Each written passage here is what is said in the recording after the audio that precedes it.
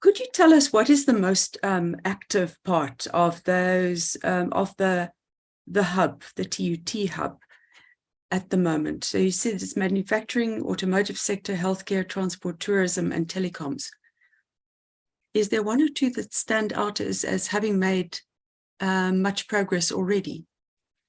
Right. Yeah. Thank you for that. The main foci, which I tried to touch on in my particular presentation, is in the three areas that are highlighted. Basically, the areas of healthcare, where we propose solutions to more from an assistive technology point of view of how the human individual can be assisted by technologies that are developed to assist the individual. And that it's broadly covering areas such as assistive devices that are enhanced. So taking the case of a walker, for example, you have static walkers that are used by people with walking disabilities. We've developed active walkers that basically sense the need of the individual and adapts to the needs of the individual, as opposed to an sort of a dynamic walker, as an example. So from a technology point of view, just to illustrate how the technologies can be adapted using sensing-based technologies to improve the lives of the individual. So we have this big interest and development work that is being implemented in the healthcare sector. The other area that is quite extensive is in the farming and food production area. So basically, from the Faculty of ICT, the idea is to propose various techniques oriented to improving efficiencies in the farming sector. So a lot of the solutions that have been provided, as I mentioned, the cell phone-based plant detection tool that uses AI is another example of an actual technology that has been built and that is being utilized in various farms already for detection of in plant diagnosis to a great extent. And then the third area that I highlighted at this point was in the area of manufacturing, where there is solutions being proposed to improve efficiencies in the manufacturing sector. So I think as a start from TUT side, while we've committed to 7 areas of foci that, like was mentioned, the transport, the motor manufacturing industry, tourism, which is another area that we are also looking at. The main, I think from a maturity point of view at this stage, is in the first 3 that I just highlighted right now. Okay, thank you very much. That's very interesting. We had a plant health discussion forum in, well, the year before last. And Professor Dave Berger told us about some of this disease detection capabilities. But I don't know whether there's been any collaboration between yourselves. It just is interesting that the plant health experts are also involved. Yeah, so to a great extent, the transversal type research is an area that we are still exploring. So a lot of the solutions that we provide are mainly technology oriented, and there tends to be more of a focus on the technology development. So like, as you mentioned, in the case of plant, let's say disease diagnosis, it's an initiative being driven in the Faculty of ICT. So it's again computer scientists that are working on solutions on making the technology viable. But the application in this area, in this particular context, is in plant diagnosis or plant disease diagnosis. Yeah. There is some interaction, but it's not yet at the level where the group has been expanded to include subject specialists in different domains. We do work on the healthcare side, for example, with psychologists, with physiotherapists in proposing some of these solutions, because we need to test some of these solutions. Yes. But as a start in identifying projects and utilizing our capacity, I think we're at that stage where basically 2 months at TUT with regard to this initiative. Yes. So it's a journey that we have engaged on, and obviously the transversal type research will have to be incorporated with regard to the applications. Right. Yes. Thank you. Yes, indeed. You're very young in terms of the hub, and I can put you in touch if you want to. Sure, that would be excellent. And yes, I'm looking forward to hearing about all the work that comes out of your center. The NSDF runs the NSDF South 32 Awards, and we have a category for innovations. I think there'll have to be a lot of nominations from your center in future for that category. That will be appreciated quite a bit, but we're quite excited with regard to this initiative, because I think it's crucial to grow the sector. We need collaborations at various levels, in terms of drawing industry, government, which is crucial, and academia, and to collectively using our capacity to drive the national AI, I would say, mandate. And so I think it's a very exciting time for us as academia. It is an institute that will draw the different sectors together towards driving this initiative. Yes. Professor Anish Kurin, thank you very much indeed for your presentation. I will now take some other questions, and I'll have a look at the question and answer boxes as well. So attendees, if you want to ask a question, please put up your virtual hand, and then I'll allow you to speak. Well, I did put a question in the question box, and I was wondering why TUT hasn't initiated a hub in the field of education. And then a question for the previous speaker: what is the biggest single threat that AI poses to the everyday person in their normal lives? Thank you very much. Anish, would you like to answer that? Yes, I would be glad to. Thank you for the question. So the establishment of the AI Institute, as I mentioned, was seen as a government initiative in terms of drawing AI capacity towards driving, I would say, national prerogatives, focused towards the space of AI and 4IR nationally. So in that context, as I mentioned, the catalytic projects are to some extent the driver of the initiative, where government has identified a big need of or potential of AI being a solution for solving issues related to your digital identity, to the criminal justice system, manufacturing. It's all these sectors that have been identified where, to a great extent, there's inefficiencies, and it's seen that AI could be a potential solution or a technology that can bring about solutions in those sectors. So that's at a global, national level. Institutionally, obviously, to address that need, we have basically answered to that need from different perspectives. There's a technology component where we are, from our side, we are a university of technology that is quite proud of its technology development capacity. So there is an element of innovation, research and development and innovation. But there is a big, I would say, capacity development need. We need to train our next generation of AI scientists, and to be able to do that, we need to do extensive training related to that.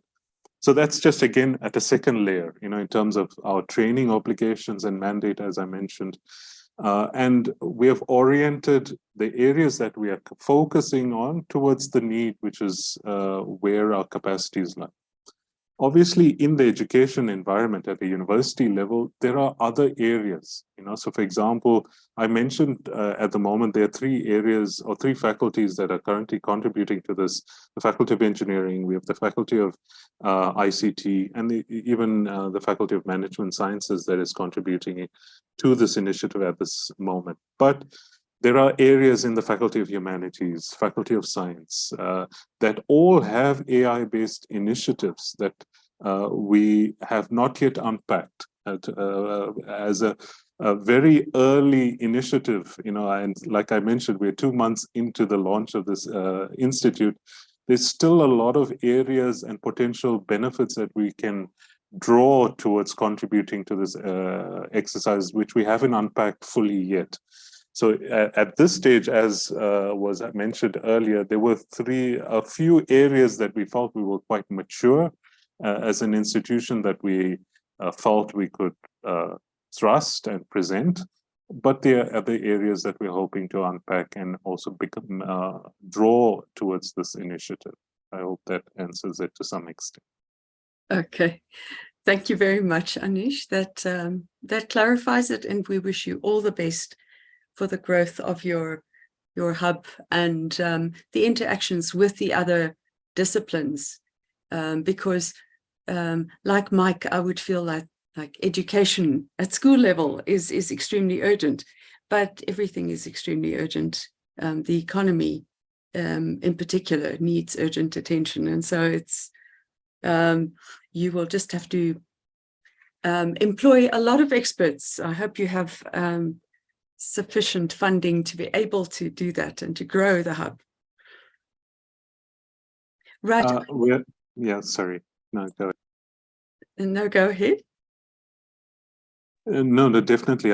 We fully concur. I mean, for the initiatives to be a success, it needs considerable investment, and we're looking forward to the support of various sectors, including government, to make the initiative a success. Yes, thank you. Okay, thank you. Noel Isama. Hi, can you hear me? Yes. Sorry, I'm in a cafe. Thank you for hosting this, and particularly everybody was great, particularly the last speaker. And I'm actually just going to address the questions that I put in the Q&A. One is, aside from government support, does South Africa have any advantages when it comes to AI research and development? It seems from what I've been hearing that this is still very much in its infancy. Would you say even South Africa is a little bit behind when it comes to driving AI tech and R&D? Second is a lot of AI advancement is private sector driven. Response to commercial needs. Is there any involvement in the private sector, from the private sector, in regards to AI development in South Africa? And what commercial opportunities might arise from South Africa's unique economic and geographic situation? And you mentioned farming as an area of deep expertise or research. Are there any other sectors that South Africa might have a unique advantage in terms of contributing to AI advancement? Thank you. Thank you very much, Noel. That's an interesting question. Can we quickly get an answer on that? If anyone on the panel knows, or if anyone in the audience wants to address that question, can we hear from you? I'll say from my side, my impression is that we haven't developed AI sufficiently. We haven't got involved in that area very much at all, or very long at all. And it is government supported at this stage. Indeed, we are behind the curve. It is, however, exciting that we are starting to participate in what is becoming a worldwide endeavor to develop and control AI. Anyone from the panel of speakers? Would you like to answer? Yes, Anish. Thank you very much. I won't maybe be able to fully answer it. So with the establishment of the Institute, it is seen as government's sort of reaction to addressing some of the points that you just highlighted in terms of the need for driving an AI agenda nationally. So I think it's a good start, and it's exciting that government is getting involved. It has identified the need and is getting involved and bringing alongside various stakeholders. So there's the aspect of government, there's academia that's being involved. And a third element in this is the industrial sector. So one of the objectives of the AI Institute is to draw on this collaborative effort of bringing relevant industries together into this initiative. So that I just wanted to mention that industry will form part as one of the stakeholders in this institute. You will be seeing soon the establishment of an AI association for industry, which is being established, and there'll be a call soon. So there is a concerted effort towards drawing the different stakeholders in various sectors, including industry, which has a role to play within this initiative. Thank you. Okay, thank you very much. Pieter Steenekamp. Yes, the question was in terms of the involvement of the private sector. Certainly in terms of development, basic product development of AI, the private sector in South Africa is far too small. I don't think we can get involved with that. But in terms of applying AI technologies for business purposes, for commercial purposes, there's plenty opportunities in South Africa. There's open source AI technologies available, very well documented, very well supported. You can download it, you can get in touch with the people. I mean, there's certainly lots of opportunities in South Africa and all over the world for applying AI rather than necessarily doing the basic development. Okay, thank you, Pieter. Okay, I'm going to the Q&A to see what else there is. Anonymous attendee says, talking about the use of emerging technologies, human intervention will always be necessary. This makes me think of how the Turnitin tool has been used to determine plagiarism. This is not the correct way to identify plagiarism. It is the responsibility of the teacher or supervisor to discern whether the student has plagiarized or not. In most cases, students lack academic writing skills, which might be interpreted as plagiarism. Any comment on that from our panel? Anish, is that you hand? Sorry, my apologies. It's an old hand. Okay. Duncan Coulter? I agree, and it's definitely not a problem that's new. It's existed for quite a while. In terms of programming, there have been non-AI based resources for students to abuse, such as Stack Overflow, and it's also been in the mathematics field ever since sort of very competent symbolic systems like Wolfram Alpha came into existence.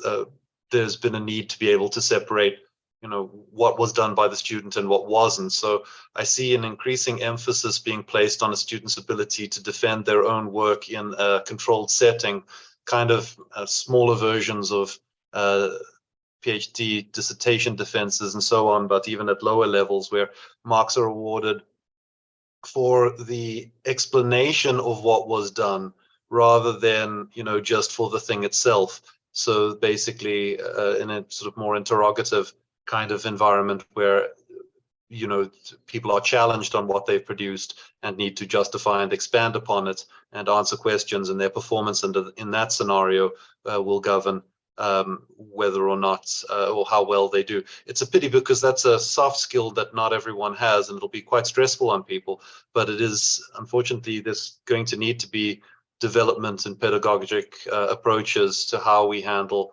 AI generated content being passed off as human generated work. Right. Thank you. Aletsquin has another answer, another question which he would like answered. At least we should have labels on what data is used for training and what not. Is your baby's monitor used to train an algorithm?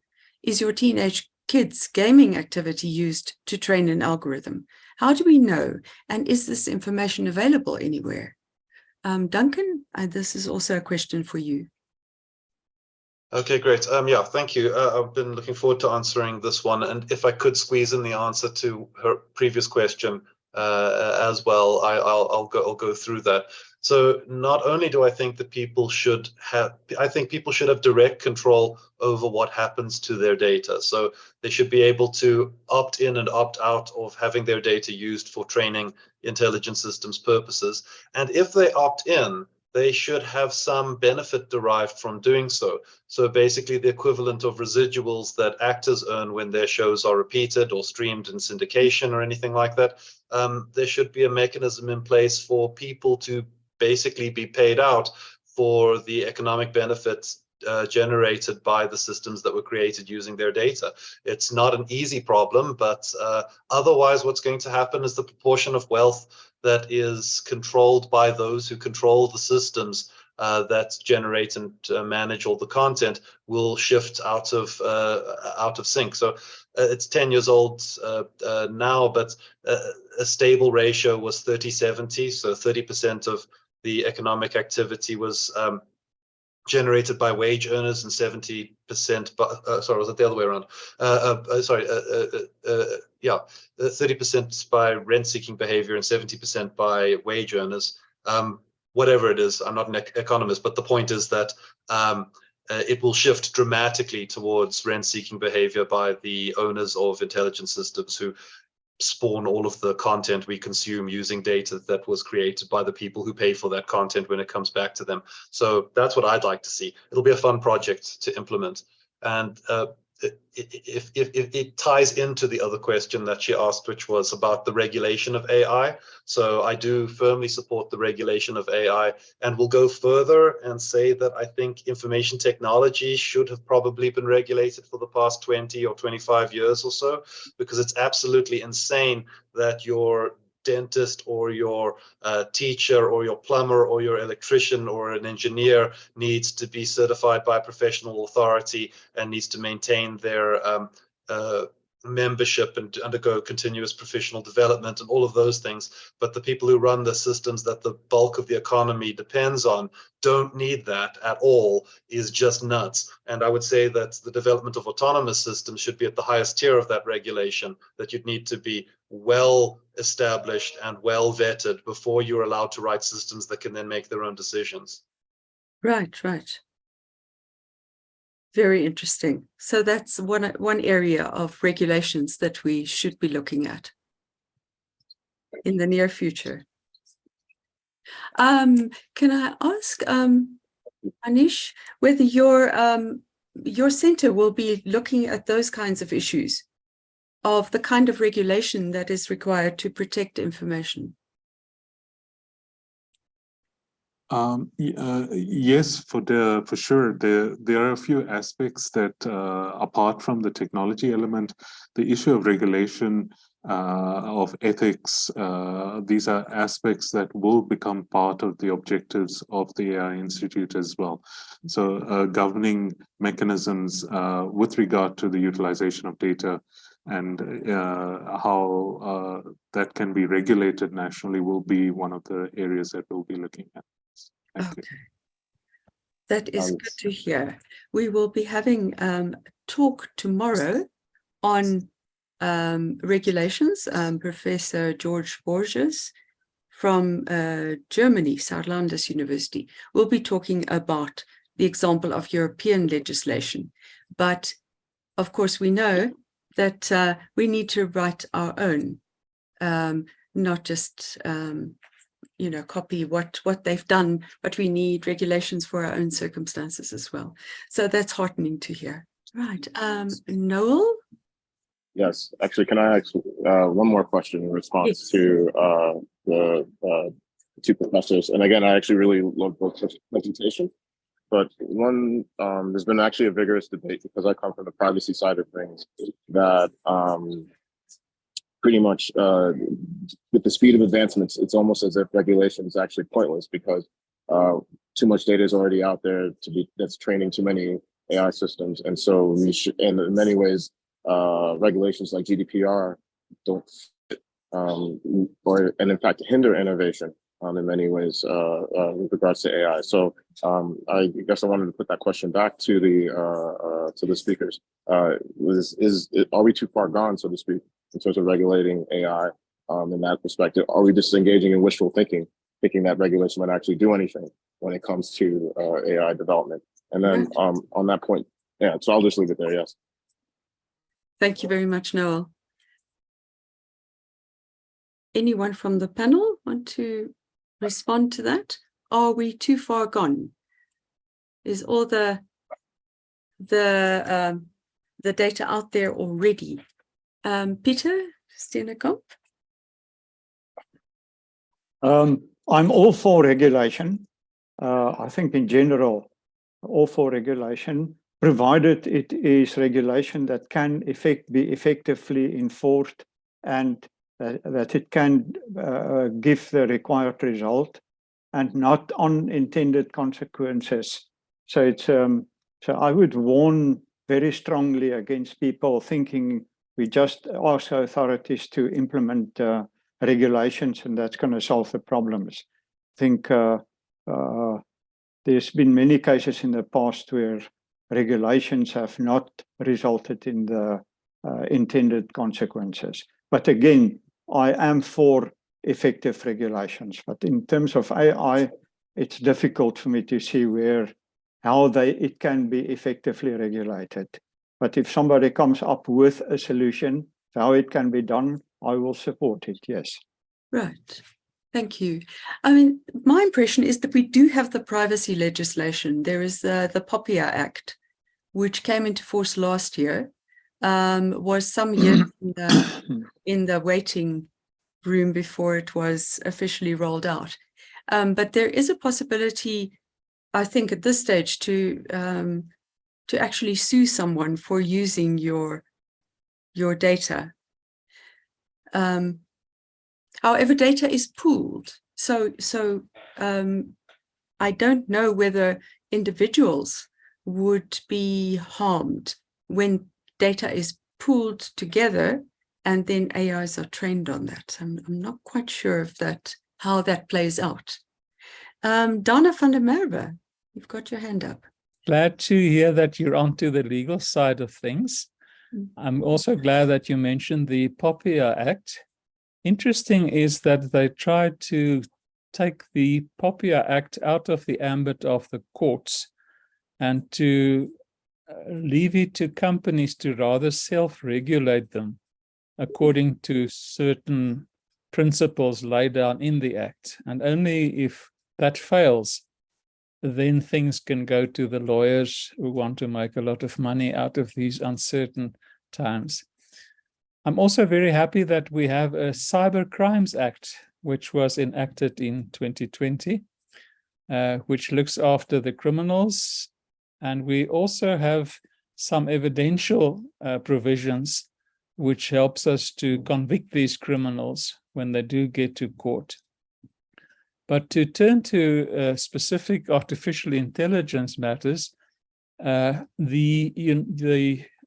European Union actually already have a draft which they are arguing about how to regulate AI.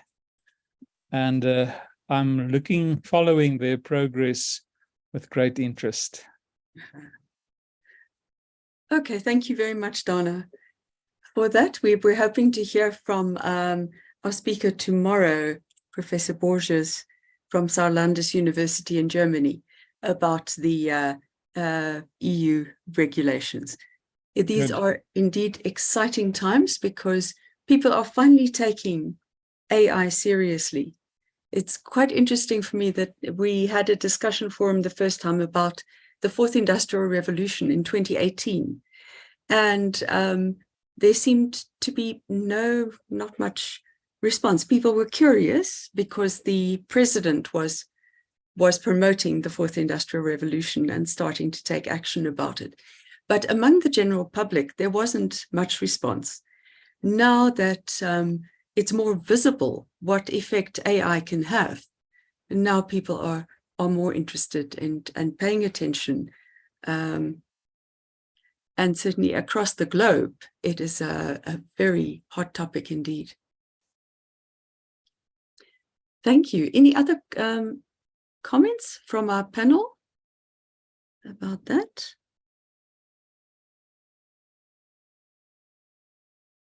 Okay, returning to the Q&A, Aletta Squin says there's a great article on AI as con artists. So please have a look at that, everyone, and see what there is. Daryl Morris says, a philosophical comment, with the fear of AI being responsible for the loss of jobs in some sectors, where AI takes over those jobs being mundane and repetitive. I can foresee a new breed of Luddites, where those who fear that they may be going to lose their jobs to computers and AI might prevent, by whatever means available, of the full and complete and useful and necessary development of AI to its full and complete potential. Thank you for that comment, Daryl. Any comment on that? Let me go on to Liesel Veratiosis. I'm sorry that I'm mauling your surname, Liesel. You can unmute yourself and speak. No problem. I just want to hear from Prof. Anesh. Thank you for the presentation. You mentioned that the hub is quite new, and you are 2 months into your center. Correct. Is there, how big is your team? Are there initiatives open up? Is the initiatives open to the public to join? I'm quite interested to learn more about what you do and how you do it. Do you have any public engagements online that one can join, or are you contactable for more information at all? And then further to that, can you give more details on the AI? You mentioned AI and robotics and the combination of the two. Can you give more detail regarding that implementation that you are looking at or have looked at? Thank you. Thank you, Liesel. Would you like to respond to that? Yes, I'll try. Yeah, so look, the initiative obviously to a great extent is an institutional initiative that is mainly focused in addressing some of the needs that were highlighted by government. So that's one of our objectives, is mainly to utilize our capacity from I would say an R&D point of view, to speak to the various challenges that have been sort of identified by government. So to a great extent, I would say the conversation is between the institution and government's needs at this stage, right? And the involvement obviously will be stemming from the current hubs that are linked in this initiative, which is basically the University of Johannesburg and TUT. The objective is to broaden that national footprint. So it won't be a limitation just to the two universities. The plan is to establish hubs across the whole country and draw the capacities from all the academic universities that are participating in conducting AI. So there will be, I think, announcements during the course of time of new hubs that will be established to for it to be impactable at a national scale. Obviously, you need greater capacity. So the two universities by themselves, in my opinion, will not be able to fully achieve that. So the objective is to broaden the impact and the footprint nationally. So there will be other universities getting involved. In terms of our, I would say, public engagements, yes, there will be a number of engagements in the coming months. At this stage, there's no public events where the public can directly get involved. So it would be through collaborative efforts, either through industry or academic partners, that one can get involved, or stakeholders that are directly involved in this initiative. I have shared my email address. You're more than welcome to get in touch with me to get more detail of some of the activities if you have specific interests. In terms of that other question related to combination of AI and robotics, yes, we have different projects related to that. So in the context of manufacturing, like I said, where we're using specific robotic platforms with reinforcement learning to use the concepts of rewards as a machine learns activities to basically be able to compensate for limitations that a human might be having in a manufacturing context, for example. That's one example we've used. We've built, I mentioned the active walker that we use for rehabilitation of people with disabilities, where we're using, I would say, intelligent techniques to study the gait movement of an individual and where they might have had injuries to compensate for some of the gait movement and use the active walker to assist. So those are just two examples of robotics with, I would say, intelligent techniques that are sort of combined to provide solutions. But I hope that sort of gives you an idea. Thank you. Okay, thank you, Anish. Thanks, Prof. It covered it. Thank you very much. Great. We have a question from A. Modi. Can you go ahead and speak, please? Hi, can you hear me? Yes, can hear you. Yes, I'll be brief. My interest is on 2 points. Do we need to revise or revisit curriculum? I mean, look at school level as well as higher education level in the context of question. Second is it likely that AI is going to accelerate the inequity that exists in South Africa? I mean, let's forget about the world. Yeah. Are we likely to create a large number of people who are left behind in terms of human development and progress? Thank you. Good question. Yes, who would like to answer that? Everyone is silent. These are, of course, the very difficult questions. And what we have seen before, up to now, is that the digital divide just gets bigger and bigger. So that for all the reasons that people don't have access to other resources, privileges, and learning, the digital world remains securely locked from the majority of people. So this is a great concern, and I'm afraid that AI will be making that divide bigger. Certainly if one's looking at it from a specialized point of view, like what we have been doing today. On the other hand, the AI tools that are available to everybody. As long as they remain free of charge, anyone can make use of them. But then we must be prepared for mistakes and human errors and misconceptions and misinformation. So it's a hard choice. And certainly the genie is out of the bottle. We can't put AI and ChatGPT and Bard back in their bottle. They won't stay. They are out there wreaking havoc or helping people in a great way. And there is nothing we can actually do about that, is my feeling. But I would love to hear if people have ideas about that, other than what we've covered thus far.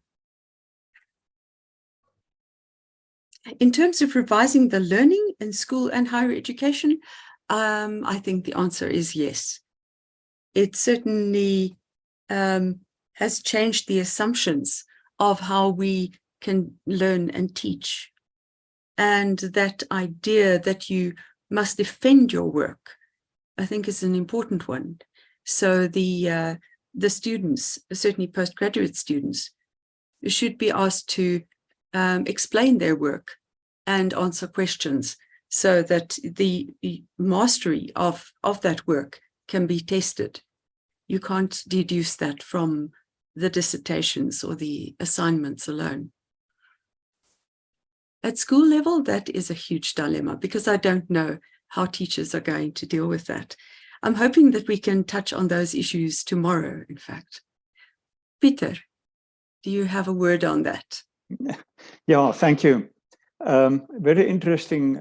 I don't know if anybody's aware of Khan Academy. Sal Khan, he started with mathematics tutoring online. It's free online for everybody. He recently gave a TED talk where they incorporated GPT-4 in his online teaching of mathematics. And it's like you have a personalized tutor for every individual student. It interacts with the student, asks for specific looks at how the student is tackling the problems and help the student individually. Okay, you do need to have a computer or access to the internet. You do need to have internet access, but nowadays that is not too expensive, too difficult. So there is free technology available on a worldwide basis where they can, you can have an expert tutor per student. That sounds very interesting. I'll go and look that up.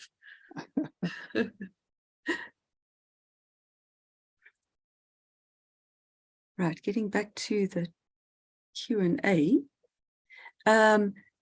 Darby says, talking about education, is or how can AI be harnessed to assist to alleviate the current inability to read young learners crisis that has been all over the news in the past few days? So, Darby, I'm assuming you're talking about grade 4s not being able to read for meaning.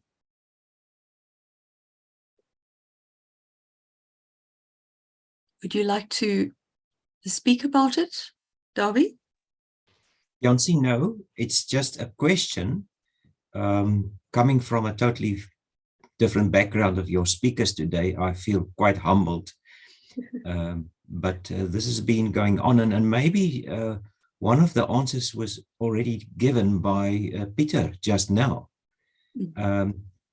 How we will get to the young people individually, I don't know, obviously because of the limitations in having access to computers. But on the other hand, we have many of these young people already have a cell phone. And but because that's the very, very basis of education, is be able to read and write, etc. And I was rather shocked to hear what's happening, and the wave will only hit us in 10 years' time or so, when these young people gets their access into the adult world. But would there be a way, or somebody we're interested to have a look at this, or maybe it's being looked at in terms of using AI to improve reading or encourage reading and with intelligence, if you like? There must be, but we haven't actually heard about it from our discussions previously on STEM education and IT-assisted learning. So it's, you would think so. It's certainly a great need. And I think that the difficulty is more than pronouncing the words and reading the words, interpreting it just vocally. There is also the interpretation for meaning, which is comprehension. Comprehension. It is extremely complex, and I think children don't learn that unless they have human interaction. They can actually talk to real live human beings. But let's hear what Anish says about it. Thank you. Thank you, Davi. I might not have the solution, but just to give some some comments regarding the use of AI in education context. At higher education, at universities, a lot of the learning content has been adapted to basically facilitate online-based learning. And a lot of the learning management systems of today, one that we're using at our university, for example, have integrated intelligent agents that are working to track the learning experience of students, and it basically provides assistive mechanisms to assist students that have learning challenges. Right? So to a great extent, those technologies exist, but at higher education level.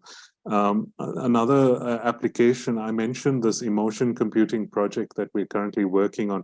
One of the application areas that we're basically utilizing it for is to detect learning disabilities in young children, for example, that might have challenges in the way they're being taught, to basically redirect training strategies for children that have learning disabilities, as an example. So there is a lot of technologies being developed, but for the specific case of reading, definitely this is an area that there is a lot of potential, in my opinion, to draw on the capacity of AI to enhance the learning experience. That's just a general comment from my side. Thank you. Yes. Thank you very much, Anish. Peter? I think my hand was still up from previously, but now that you called on me, let me take advantage. I'll take advantage of this in any case. I mentioned, and I sent you the link on the chat of the Khan Academy in any case. So, but in terms of the reading for the fourth graders that's currently in the news, I'm not so enthusiastic about AI addressing that problem. Well, once you get to high school and you have mathematics problems in high school or tertiary, that's fine. But for the little ones learning to read, I think personal attention for the little ones. AI is not quite ready, or not quite ready. It's not nearly ready to stand in for the human interaction that you need at an early stage in your life. You need it later on in life as well. But once you can properly read and write and do basic arithmetic, I can help you to learn further. But the very basic stuff, I don't support looking at this stage at AI to try to solve that problem. It's a societal issue, and there are solutions, but it's I think for another forum, not this one. Yes. Thank you. Thank you, Peter. Yes, it is certainly, when it comes to parenting of any kind, including teaching of young children, there is just no substitute for an older human being who can make that human connection, the emotional connection. I mean, there are science fiction movies where robots are sufficiently caring and well made that they can actually interact with the child in that way. But still, I'm a bit skeptical, because I think we're hardwired as human beings to learn from each other, especially when we're young. But like you say, that is a discussion that has to be followed up in future. Right, we have to wrap up the day. I thank all the speakers for their very expert and knowledgeable and stimulating talks. We can take a lot from it. I know that there was a lot that was technical and that would go over some of our heads, including mine. But the message I get out of that is that there are human beings behind all of this. There are extremely skilled, intelligent human beings behind artificial intelligence.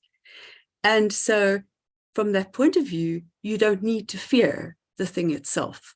You don't need to fear AI. And there are lots of arguments for using AI. There are multiple ways in which they in which it is extremely useful. It's good to hear about all those uses also at the AI Center at TUT. And then there's the cautionary message that has come through, that humans have to remain in control of AI. Crimes have to be prevented. AI must be supervised. It mustn't be put on a continuous loop and just until it runs out of steam. It actually needs control. And in the society, it needs regulations to be able so that government can step in and take action if there is some overreach by a human programmed AI. So there's some anxiety that we're still left with, but there's a lot of that is reassuring in this in these presentations today. I invite everyone to answer the survey that will be sent to you directly after this event. You will find it in your email inbox, and please just give us a brief rating of all the presentations and tell us how useful it was for you. And if you want to tell us anything else, we would welcome all your comments. With that, I want to thank you for attending and for staying until the end of the program. I hope you found it very useful, and I hope that we can interact about it again tomorrow. Looking forward to seeing you then. Thank you all. Thank you, speakers.